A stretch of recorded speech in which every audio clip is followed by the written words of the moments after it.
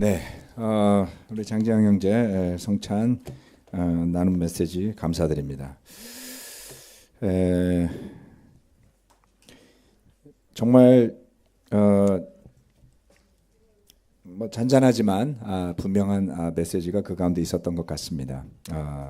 저도 많은 공감이 됐었고요.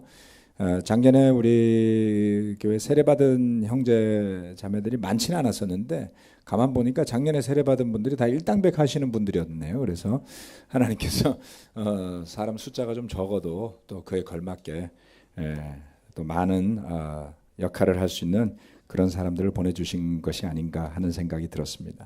감사드립니다. 이시성 것 굉장히 마음에 와닿더라고요. 예.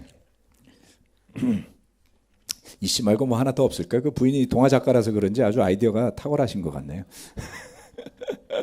저도 성을 하나 생각해 봐야 될 것 같습니다. 설 연휴 잘들 보내셨죠? 네. 제가 가끔 이제 오랜만에 뵙는 분들이 저보고 굉장히 얼굴이 좋아졌다라는 이야기를 많이 하시곤 합니다. 그래서 뭐 좋은 일이 있냐고 살이 쪄서 그렇습니다. 제가 평생 굉장히 마른 체형이었고요. 그렇게 살아서 그런 줄 몰랐는데 요즘 와서 옛날 사진을 보니까 정말 말랐었더라고요.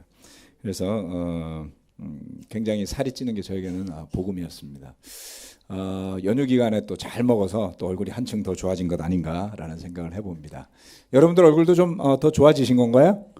네. 자, PPT 좀 띄워주십시오. 네. 오늘 말씀은 세상을 변화시키는 진리의 힘이라는 주제입니다. 올해 이제 그 펠로십 함께하는 것에 대해서 연초에 좀 설교를 했었고요. 오늘 말씀은 좀 연휴 기간에 제가 보았던 다큐멘터리에서 굉장히 마음에 와닿는 부분이 있었습니다. 그 다큐의 내용은 그 ISIS라고 그 IS라는 테러 단체가 굉장히 활발하던 때에 그 단체에 동조했던 한 사람의 이야기 인터뷰였습니다. 트리니다드 토바고라는 조그마한 나라의 이야기였는데요. 축구 좋아하시는 분들은 잘 아시더라고요. 축구를 잘한다면서요.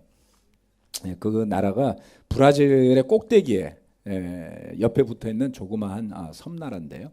인구가 한 뭐 150만 얼마 되지 않습니다. 그리고 세계 탑 10 클래스 안에 드는데 그게 뭐냐면 폭력과 무질서함의 그 탑 10 안에 드는 가난한 나라입니다. 그러니까 뭐 살인, 폭행 뭐 이런 범죄가 굉장히 심하고요. 생활하기가 만만치 않은 가난한 그런 나라였습니다. 그런데 이분은 이슬람 교도인데 한동안 IS를 지지하고 홍보 영상을 만들던 사람이었습니다. 그분이 무엇 때문에 IS를 지지했던 것일까라고 반문하면서 이제 돌아선 분이에요. 홍보 영상 만들고 그러면서 왜 사람들이 기꺼이 그런 테러 단체를 위해서 바다를 건너고 비행기를 타고 거기까지 가서 동참을 하는가.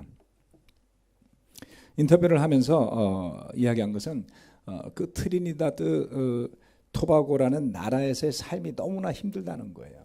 그 나라에 사는 사람들, 그 조그만 나라에서 굉장히 많은 사람들이 그 IS에 동참을 했답니다. 그래서 그 힘든 미래가 없어 보이는 곳에서 사는 사람들에게 IS에 참가를 하면 아이들의 교육이 보장되고 미래가 보장되고 좋은 수입이 있는, 한마디로 이야기하면 글쎄 우리나라가 80년대 70년대 그 중동 건설 붐이 불 때 중동에 나가서 돈을 벌어오는 뭐 그런 거라고 봐야 할까요? 아무튼 잘 공감은 되지 않지만 아이들의 교육이라든가 뭔가 그런 이야기를 할 때 굉장히 마음에 와닿는 메시지가 있었습니다. 새로운 취업의 기회, 자녀들의 교육과 미래가 있는 곳, 또 본질적인 신앙에 충실할 수 있는 나라라고 하니 그보다 더 좋을 수 없다라는 생각에 많은 사람들이 그곳으로 떠났다고 합니다. 이제 몇 년이 지나서 그 IS라는 테러 단체는 많이 세력이 약화됐지만 아직도 전 세계 급진적인 테러 단체들이 그처럼 필요가 있는 사회적 갈등이 있는 것을 파고든다고 합니다. 가지지 못한 사람들, 배우지 못한 사람들. 그래서 소외가 발생하고 차별이 있는 곳. 그런데 그러한 곳을 메꾸어 나가는 것이 진리의 빛이 아니라 테러 단체들의 검은 손인 것이죠. 세상을 변화시키는 진리의 힘이라는 제목의 의미는 그러한 곳에 있습니다. 테러 단체들도 세상을 변화시키기 위해서 열심히 노력하고 있습니다. 무엇을 위해서 그들이 노력하는 걸까요? 세상을 더 좋은 곳으로 바꾸기 위해서요? 그렇지 않습니다. 그들이 권력을 잡기 위해서 사람들을 이용하는 것이죠. 이 지도는 2013년까지 2000년도부터 13년도까지 테러가 일어났던 곳을 붉은 색깔과 다양한 색으로 표시한 지도입니다. 그리고 파란색은 2013년 한 해 동안만 일어났던 20건의 큰 테러 사건들을 기록한 것입니다. 보시다시피 아프리카, 그 다음에 중동, 심지어는 유럽도 붉은색들이 많이 칠해져 있는 걸 볼 수가 있고요. 그 다음에 인도 북부의 아프가니스탄이라든가 그 주변 국가들, 파키스탄 등 주변 국가들이 테러가 많습니다. 놀라운 것 중에 하나는 필리핀도 이렇게 필리핀, 인도네시아, 아시아, 중국도 테러로부터 자유로운 나라는 아닙니다. 이처럼 유럽, 중동, 아프리카, 아시아, 중남미 등 소외되고 불만이 있는 사람들에게 다가가는 테러 단체 세력은 계속 커져가고 있다고 합니다. 진정한 복음이 아닌 빛을 가장한 악의 손길이죠. 정말 그들에게 내밀어야 할 손길은 도움과 구원의 손길이어야 하는데 그렇지 못하다는 것이죠. 그런데 놀라운 반전의 스토리가 있습니다. 뒤에 보이는 지도는 전 세계 지도인데요. 표시된 곳은 우리 국제 그리스도의 교회가 세워진 도시들입니다. 테러 단체들보다 훨씬 많죠. 아멘. 그리고 그 트리니다드 토바고에도 4개의 교회가 세워져 있습니다. 네, 아주 생동감 있는 그런 모습들을 찾아볼 수가 있었습니다. 지금 전 세계에 약 한 620개 좀 더 늘었겠죠. 그 사이에 이렇게 미국, 아시아 뭐 할 것 없이 전 세계 여러분 언제든지 가면 같은 마음으로 예배드리는 형제 자매들이 있는 교회를 찾을 수 있습니다. 정말 전파되어야 할 것은 이와 같은 테러 단체들의 프로파간다가 아니라 복음이 되어야 하지 않겠습니까? 아멘. 그래서 최근에 작년부터 제가 사도행전 설교를 하면서도 아직도 지금 진행 중입니다만 어떻게 복음이 전파되게 되었을까? 이방인들이 어떻게 복음을 받아들이게 되었을까? 라는 궁금증을 가지고 계속 성경을 바라보고 있습니다. 테러 단체들의 이야기도 사람들은 듣는데 때로는 우리는 고민하게 되죠. 과연 사람들이 우리가 전하고자 하는 복음의 메시지를 받아들일까? 특별히 21세기가 되어서 이 서울이라는 도시에 사는 여러분들은 정말 고도로 발달한 경제도시에 살고 있는 겁니다. 이 도시에 사는 사람들은, 대학생들은, 청년들은 과연 무엇 때문에 복음을 받아들일 수 있을까요? 형제자매들을 만나보면 요즘에 회의감 같은 느낌을 저는 받습니다. 사람들이 글쎄요, 성경을 별로 좋아하지 않습니다. 예수님 이야기를 하면 잘 받아들이려고 하지 않습니다. 제가 봐도 그런 것 같아요. 그렇죠? 그것을 또 뒤집어서 이야기하면 우리는 나는 잘 받아들였는데 다른 누군가에게 이 복음이 전파되는, 그래서 또 다른 변화가 일어나는 일은 결코 쉬워 보이지 않는 것 같다라는 고민에 빠져 있기도 합니다. 그런데 용기를 얻으십시오, 여러분. 2019년도에도 전 세계는 테러 단체들이 활개를 칠 거라고 합니다. 우리는 그 테러 단체보다 더 활력 있게 세상을 변화시키는 힘이 되리라고 저는 분명 믿습니다. 예수님은 어떻게 하셨던 것일까요? 마태복음 12장 9절 말씀을 보면, 여러분 성경이 있으시면 마태복음 12장을 한번 펼쳐보십시오. 예수께서 어느 날 회당에 들어가십니다. 그런데 이 회당에는 예, 바리새인도 있었고요. 예수님의 일행도 있었고요. 그리고 그곳에 손이 오그라든 병자 한 사람이 있었습니다. 그런데 그날 바리새인들은 예수님을 함정에 빠뜨리려고 안식일 날 병자를 고쳐보라고 이야기를 하고 예수님은 보란 듯이 그 손이 오그라든 병자를 고치시죠. 그랬더니 12장 14절로 16절 말씀을 보면 이런 말씀이 나옵니다. 그랬더니 바리새파 사람들은 밖으로 나가서 예수를 없앨 모의를 하였다. 그러나 예수께서 이 일을 아시고서 거기에서 떠나셨다. 그런데 많은 무리가 예수를 따라왔다. 예수께서는 그들을 모두 고쳐주셨다. 그리고 자기를 세상에 드러내지 말라고 단단히 당부하셨다. 세상을 변화시키는 힘, 그 근본은 예수 그리스도이십니다. 그런데 그 힘이 어디에서 어떻게 나오는 것일까를 보고자 한다면 예수님의 가르침, 그 예수님의 삶을 바라볼 필요가 있습니다. 첫 번째는 조건 없는 치유와 배품이라는 것입니다. 어쩌면 테러 단체를 따르는 사람들이나 예수를 따르는 사람들이나 같은 이유나 목적에서 따랐는지도 모릅니다. 먹을 것을 주고 보다 더 나은 기회를 제공하는 것 같아 보이고 그래서 따르게 되는 것이죠. 그런데 그들을 이끄는 주체, 우두머리가 다른 것입니다. 예수님께 오는 사람들은 누구나 치료를 받을 수 있었습니다. 많은 무리가 예수를 따라왔고요. 그리고 그들을 모두 고쳐주셨다라고 성경은 기록하고 있습니다. 그리고 나서 하신 말씀이 세상에 자기를 드러내지 말라고 당부까지 하셨어요. 요즘은 당부를 하죠. 좋아요를 눌러주세요라고. 예. 그리고 우린 눌러줘요. 제가 유튜브에 가끔 이제 들어가서 이렇게 영상들을 보는데 그 유튜버들이 늘 하는 이야기가 좋아요를 꼭 눌러주시고 구독 신청을 해주십시오. 그럼 제가 미안해서 좋아요도 눌러주고 구독 신청도 합니다. 그래서 구독 신청 한 40개 돼 있어요. 다 해줘요. 막 보는 것마다. 그렇죠? 그런데 복음의 목적은 좀 다른 것 같아요. 예수님의 목적은 조금 다른 것 같아요. 복음의 목적은 사람들을 이용하는 데 있지 않습니다. 복음은 그들을 구하는 데 목적이 있었던 것이죠. 고쳐주고 생명을 주는 데 있었던 것입니다. 그래서 예수님을 통해서 전해지고 보여졌던 것들은 바로 이와 같은 것들입니다. 사도들에게 교육되어졌던 내용은 바로 이와 같은 것들입니다. 예수님의 입을 통해서 나왔던 말씀들이 되었건 그리고 사람들을 만나서 행하는 그 예수님의 손길과 행동과 그 모든 것이 이와 같은 것이었습니다. 세상을 변화시키는 힘은 무지하고 목매한 그리고 배고프고 굶주린 사람들을 꿰어내는 사악함이 아니라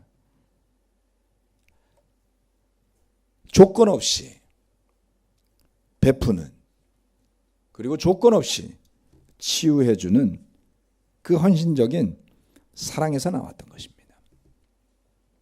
많은 사람들은 빵을 구하기 위해 예수께로 왔습니다. 치료를 받고자 예수께로 왔습니다. 그런 그들을 먹이셨고 그런 그들을 고치셨어요. 그리고 대다수의 사람들은 자신의 필요가 채워지면 다시 왔던 곳으로 돌아가곤 했습니다. 어렵지 않게 여러분의 머릿속에서도 그와 같은 사건들에 대한 성경의 기록이 생각나지 않나요? 10명의 문둥병자가 고침을 받았지만 돌아와서 감사를 표한 사람은 하나밖에 없었어요. 오병이어의 기적을 통해서 5,000명이 넘는 장정들이 먹고 3일 동안을 예수님을 따라다녔지만 그들 가운데 마지막까지 남아있는 사람들은 소수에 불과했습니다. 늘 소수의 사람들만이 남아서 주님을 따랐습니다. 그런데 그럼에도 불구하고 주님은 아랑곳하지 않고 계속해서 가시던 길을 가지요. 그것은 여전히 아무런 조건이 없는 치유였고 아무것도 요구하지 않는 베품이었습니다. 거기서 더 나아가서 주님을 따르던 어느 누구를 할지라도 원치 않는 사람은 언제든 예수를 떠날 수 있었습니다. 아무도 아무런 위협도 느끼지 않았습니다. 왔다가 가면 그만이었어요. 빵 하나 얻어먹고 그냥 가도 됐어요. 병고침을 받고 그냥 가도 비난받지 않았습니다. 여러분, 우리 그렇게 할 수 있을까요? 아무것도 요구하지 않고 그저 주는 복음을 전할 수 있을까요? 흉내는 낼 수 있을지언정 끝까지 그렇게 하기는 결코 쉽지 않을 것입니다. 아무도 알아주지 않는다면 누가 열심을 낼까요? 그런데 여러분, 우리가 바라봐야 할 것이 바로 그것입니다. 연약함 때문에 우리는 서로를 알아봐 줘야 되고요, 인정해 줘야지 되고 격려해야 됩니다. 그러나 그것이 주가 되면 안 돼요. 제가 예전에 설교 말씀드릴 때 한번 나눈 적이 있었습니다만, 제 아내가 임신 한 8개월, 7개월 됐을 때 우리 이제 큰아들 나오기 직전에 휴가를 간 적이 있었는데, 리조트에서 당구장도 무료고 볼링장도 무료고 테니스장도 무료였어요. 물론 수영장도 무료였습니다. 그래서 날도 더우니까 아내는 방에 있고 저 혼자 가서 당구를 쳤습니다. 아무도 없어요. 리조트가 비어있어요. 한 30분 치고 나니까 내가 이걸 왜 하지? 라는 생각이 들었습니다. 볼링장을 가봤어요. 여러분, 아무도 없는 볼링장에서 혼자 볼링 해보세요. 얼마나 재밌나. 아무도 없는 골프장에 가서 혼자 골프 해보세요. 아무리 잘 쳐도 옆에서 박수 쳐주는 사람이 없으면요, 재미가 없어요. 우리는 그런 존재 아닌가요? 예수님은 어떻게 그게 가능했죠? 조건 없이 베풀고 조건 없이 고쳐주고 그리고 태도가 지지 않고, 그 다음에 오는 사람들은 너 떠날 거야 말 거야 물어보고 고쳐주고 그러지 않고 어떻게 마지막까지 그렇게 하실 수 있었을까요? 그것은 예수님 존재 그 자체가 진리였기 때문에 가능한 겁니다. 이 땅에 오셨을 때 무엇 때문에 오셨는지를 너무나 잘 알고 계셨어요. 그리고 끝까지 떠나가시는 순간까지 한 번도 그것을 놓치지 않습니다. 우리는 그러지 못해요. 그래서 우리는 예수님을 바라봐야 되는 거예요. 그렇죠? 예수님을 바라보는 게 필요한 것입니다.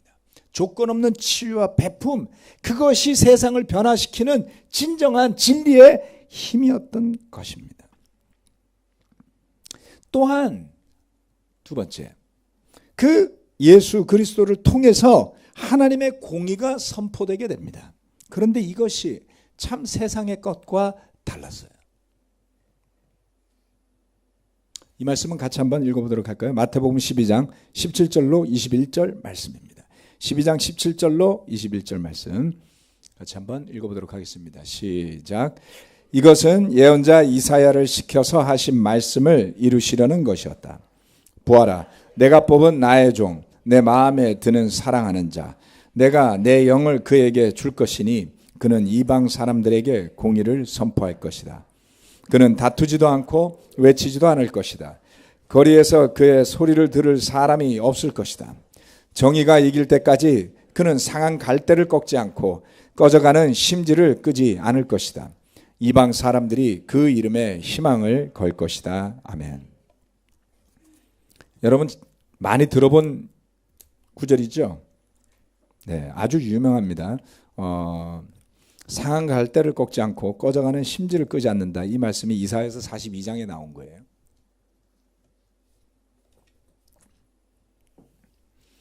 자, 예수님은 사람들의 반응과 무관하게 또는 그들의 지위고하나 재산의 유무나 건강의 유무와 무관하게 모든 사람을 대하셨어요.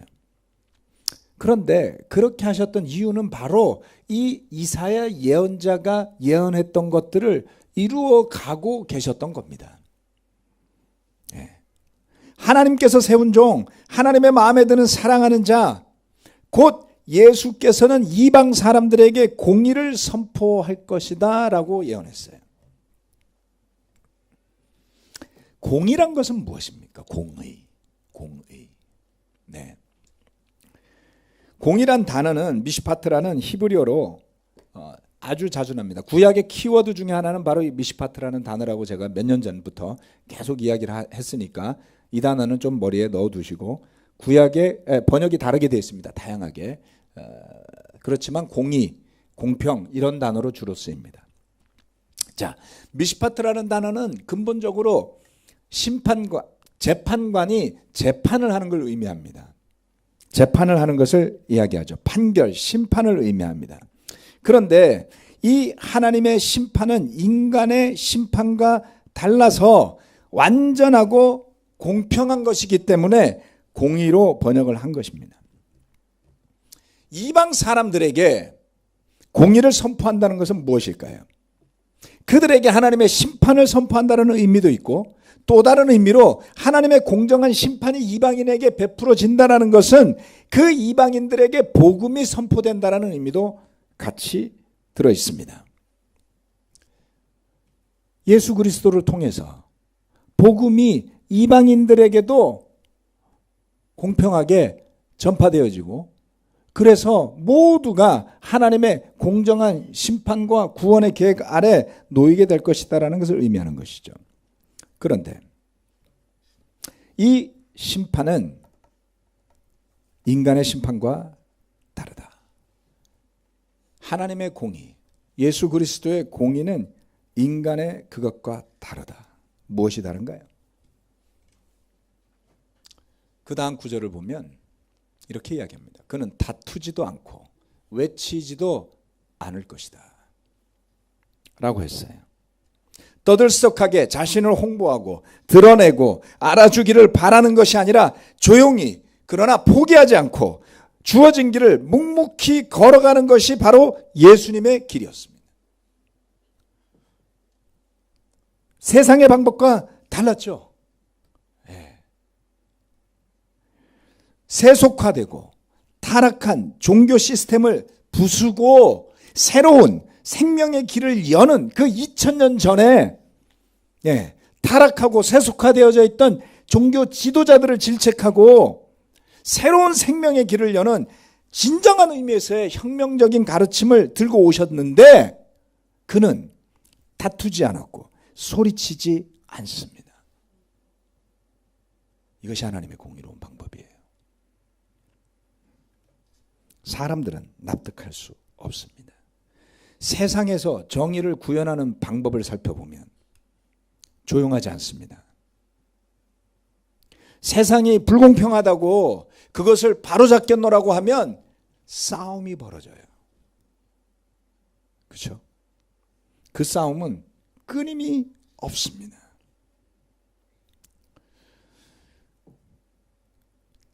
모두가 그런 것은 아니지만 혁명을 주장하거나 개혁을 외치는 목소리가 높아질 때 그곳은 분쟁이 끊임이었고요. 그리고 그러한 세력들이 부딪히게 될 때 변화를 이끌어내고자 하는 자와 기득권을 지키고자 하는 사람들 사이에서는 피를 흘리는 것을 당연하게 여기게 됩니다.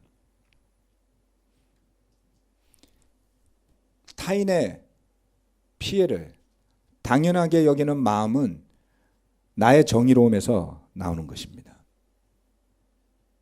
내가 주장하는 가치는 정의롭고 너희들은 부패하고 타락하였으니 죽여서라도 타도해야 하겠다라는 논리가 세상에 있습니다.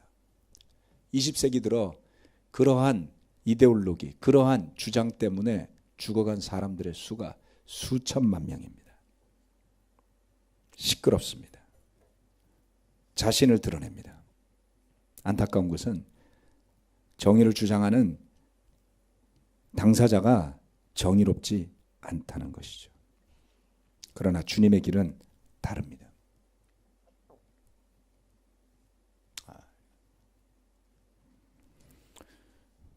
12장 20절 말씀은 이렇게 이야기합니다. 정의가 이길 때까지 그는 상한 갈대를 꺾지 않고 꺼져가는 심지를 끄지 않을 것이다. 말씀드렸죠. 정의를 주장하면 조용할 수 없고요. 정의를 주장하면 다투지 않을 수 없고요. 정의를 주장하면 정의롭지 않은 그 누군가를 타도해야만 합니다. 그런데 예수님의 방법은 정의가 이길 때까지 상한 갈대를 꺾지 않아요. 꺼져가는 심지를 끄지 않아요. 어떻게 이렇게 세심할 수 있죠? 혁명가가 개혁을 추구하고 기존의 시스템을 무너뜨리려고 하는 사람이 어떻게 이렇게 세심할 수 있을까요? 정의를 구하는 사람 치고 조용한 사람을 저는 본 적이 없습니다. 정의를 크게 외치는 사람 치고 기울어진 공감을 가지고 있는 모습을 보게 됩니다.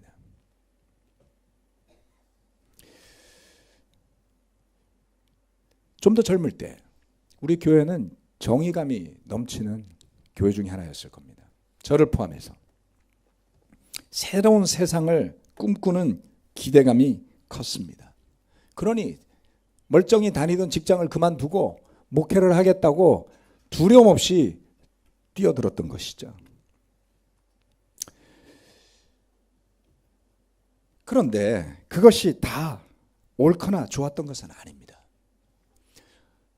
예수님을 믿고 그 예수님을 따르겠다라는 그것이 틀린 것은 아니지만 나의 정의감과 나의 의로움으로 뭔가를 뜯어고치겠다라는 생각은 예수님의 방법과 반드시 맞닿아 있었던 것은 아니었습니다. 그 예수님의 마음과 하나가 되어 있었던 것은 아니었다라고 저는 요즘 느끼고 있습니다. 왜요? 주님의 방법은 세상의 지도자들의 방법, 우리의 방법과 달랐기 때문입니다. 여러분, 정의가 여러분의 손에 있습니까? 제가 정말 정의로운 사람일까요? 여러분들 모두가 오랜 시간 저하고 지냈으니까 제가 정의롭지 않은 그 무언가를 한 가지 정도씩은 말할 수 있을 거요.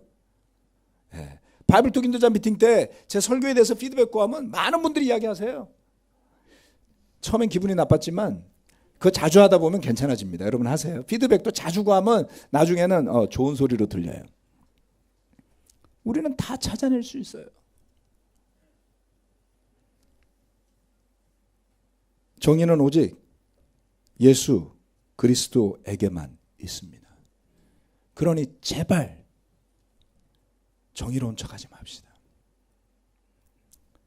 혹시 제가 그러면 여러분 와서 그날 설교 기억하세요? 이렇게 이야기해 주세요. 왜요? 공의는 우리에게 있지 않습니다. 오직 하나님과 예수에게만 있는 것입니다. 그래서 이방 사람들이 그 이름에 희망을 걸게 되는 것이죠. 그들의 정복자와는 전혀 다른, 그들의 세상을 지배하던 권력자들과는 전혀 다른 천지의 창조주이시면서도 십자가를 향해서 자신의 목숨을 버려 피를 흘리는, 이해할 수 없는 구원의 주님의 스토리를 듣게 되는 것입니다. 그래서 세상에서 볼 수 없었던 희망을 예수 그리스도를 통해서 보게 되니 새로운 믿음의 세상이 열리는 것이죠. 여러분, 복음은 여러분의 세상의 탐욕의 연장선이 아니에요. 이기심의 연장선이 아닙니다.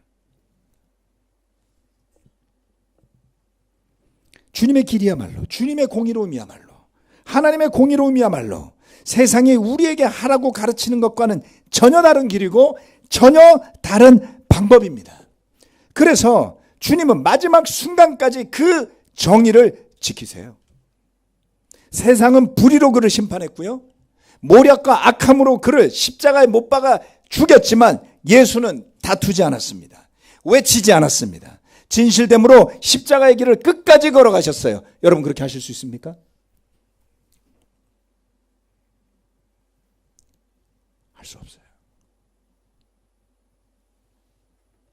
요만큼만 내가 보기에 맞지 않아도 우리는 외치죠. That's unfair. 공평하지 않아요. 제가 말씀드린 적이 있을 겁니다. 동경에서 저희 부부관계 도와주던 장로님한테 제가 소리를 질렀어요. That's unfair. 그랬더니 이분이 놀라가지고 눈이 땡그레져갖고 장로한테 따지는 목사가 어디 있어? 요즘 같았으면 아마 잘랐을 수도 있어요. 제가 놀랐어요. 저의 분노의 근본이 내가 보기에 페어하지 않다는 것 때문에 내가 그렇게 분노하는구나. 나는 과연 의로운 사람인가? 뭐 그렇게 꼭 와이프를 이겨 먹어야 되겠어요? 그런 분들 아직 이 가운데 많을 거예요. 와이프를 꼭 이겨 먹으려고.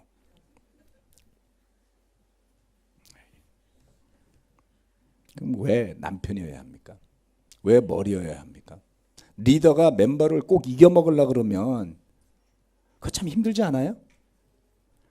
제가 여러분 이겨 먹으려고 들어요 맨날? 그러면 안 되죠. 세상은 그렇습니다. 우리가 사는 세상은 살고자 발버둥 치는 세상입니다. 모두 다 자기의 목소리를 높이느라 남의 소리를 들을 여유가 없는 곳에 우리가 사는데요. 우리가 주님을 잊어버리면 그 주님의 정의도 잊어버리게 됩니다. 그 주님의 공의로움도 잊어버리게 됩니다. 그리고 저와 여러분의 세상도, 이 세상도 정의가 없는 세상이 되어버리고 말지요. 여러분, 우리가 무엇을 간직하고 살아야 하겠습니까?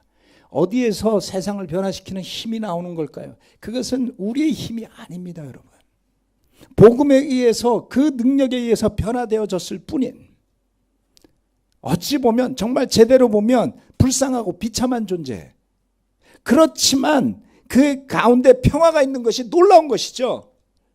무능하고 이기적이고 잔인하고 오만한 우리가 어떻게 평화 가운데 사랑을 누리며 살 수 있겠어요? 그것이 기적 아닙니까, 여러분? 주님의 정의가 살아있도록 기도합시다. 여러분의 가정 안에 그 주님의 정의가 살아있을 때에 자녀들이 비로소 언젠가 예수 그리스도를 주님으로 믿을 수 있어요, 여러분. 잘 생각하시고 고민하시길 저는 부탁드립니다. 여러분의 가정을 스카이캐슬로 만들지 마세요. 공부 잘할 애들은 다 정해져 있어요. 절망스러운 이야기겠지만 잘 살펴보시면 정해져 있습니다. 우리 교회도 그래요. 여기 공부 잘하시고 그 스카이 나오신 분들 되게 많은데요. 잘 보면 공부 잘하게 생겼어요. 그렇죠? 그런 분들을 하라 그러라고요. 근데 그런 분들이 여러분의 자녀일지 아닐지는 하나님만 아신다고요. 그 대신에 하나님의 공의가 있는 가정이 되게 하실 수 있지 않나요? 바이블톡은 어떻습니까? 그리고 이 교회는 어떤가요? 여러분 뭔가 불편부당하다고 느끼시나요? 뭔가 공의롭지 않고 정의롭지 않다고 느끼시나요? 말씀을 나누시기 바랍니다. 대신에 다투지도 말고요. 외치지도 마세요. 그러나 말씀하세요. 만약에 여기에 주님의 공의가 없다면 우리는 가식적이고 위선적이고 세상 사람들보다 더 불쌍한 사람들 되는 것 아닌가요?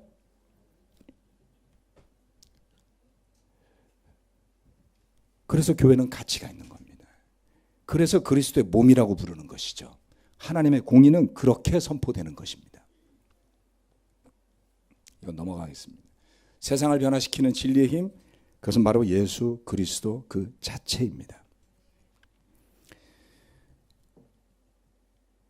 마태복음 12장 말씀 한번 살펴보시기 바라고요. 첫 번째, 조건 없는 치유와 배품을 통해서. 두 번째, 하나님의 공의가 전파됨을 통해서입니다. 다투거나 소리치지 않고요. 상한 갈대를 꺾지 않는다 그랬습니다. 상함이 있는 사람을 바라볼 때 우리가 얼마나 기도하고 오랜 시간을 기다리고 사랑으로 보듬어주고 해야 할지를 생각할 수 있습니다. 세 번째, 꺼져가는 등불을 끄지 않는다. 이 부분은 우리가 함께 고민이 필요하다고 저는 믿습니다. 그래서 예수 그리스도가 살아있는 그곳에 주님의 공의도 살아있게 우리의 자리를 내어놓기를 바라면서 오늘 말씀 마치겠습니다. 아멘.